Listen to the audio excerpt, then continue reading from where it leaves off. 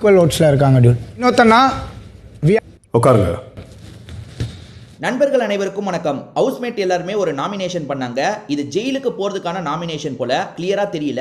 2 பேரை செலக்ட் பண்ணுற மாதிரி தான் நாமினேஷன் நடந்தது. அதாவது இந்த வீட்டில் இவங்க ஏன் இருக்காங்கன்னே தெரியலன்னு நீங்கள் நினைக்கிற 2 பேரை சொல்லுங்கன்ற மாதிரி சொன்னார். ஒவ்வொருத்தராக சொன்னாங்க. கடைசியில் ரிசல்ட் என்னன்னு பார்த்தீங்கன்னா 2 பேர் தான் இதில் செலக்ட் ஆகிருக்காங்க. இவங்க தான் நிறைய ஓட்டு வாங்கியிருப்பாங்க. அது யாராக இருக்கணும் உங்களுக்கு ஏதாவது கெஸ் இருக்கா? அதில் வியானாவோட பேர் வந்திருக்கு. நான் வியானாவோட பேர் கூட எதிர்பார்த்தேங்க. ஆனால் 2வது பேரை நான் எதிர்பார்க்கவே இல்லை. 2வது வினோத்தோட பேர் வந்திருக்கு.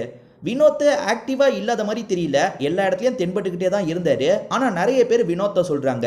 வினோத் பெருசா இன்வால்வ்மெண்ட் இல்லை, நிறைய விஷயத்தை அவர் காதலியே வாங்க மாட்டாரு அப்படின்ற மாதிரிலாம் காரணத்தை சொல்லி வினோத்தை சொன்னாங்க.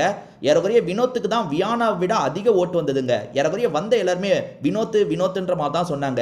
இவங்க 2 பேர் அதிக ஓட்டா. இவங்களை தாண்டி யார் அதிகமாக ஓட்டு வாங்கினாங்கன்னா அரோரா வாங்கினாங்க.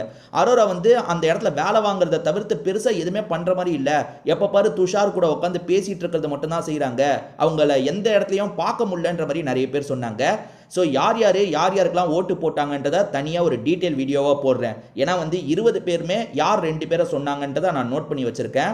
அதை உங்களுக்கு தெளிவாக ஒரு முழு வீடியோவாக போடுறேன். இப்போதைக்கு 2 பேர் செலக்ட் ஆகிருக்காங்க. அதாவது இவங்க ஏன் இந்த வீட்டில் இருக்காங்கன்னே தெரியலன்றதுல 2 பேர் செலக்ட் ஆகிருக்காங்க. ஒன்று வியானா, இன்னொன்று இந்த கானா வினோத் அப்படின்றவர்.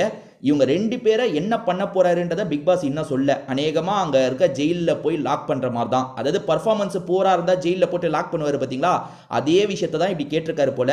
இவங்க 2 பேர் அப்போ ஜெயிலுக்கு போக போகிறாங்க. ஆக மொத்தத்தில் வியானா வேலை பார்க்கலன்றது இங்கே இருக்க எல்லாருக்குமே தெரியுது. ஆனால் வியானாவை பொறுத்த வரைக்கும் இப்போதைக்கு சூப்பர் டீலக்ஸ்க்கு போயிட்டாங்க. அதனால வேலை பார்க்காததை பெரிய குற்றமாக சொல்ல முடியாது. சரி, என்ன நடக்குது அப்படின்றத நம்ம பொறுத்திருந்து பார்ப்போங்க.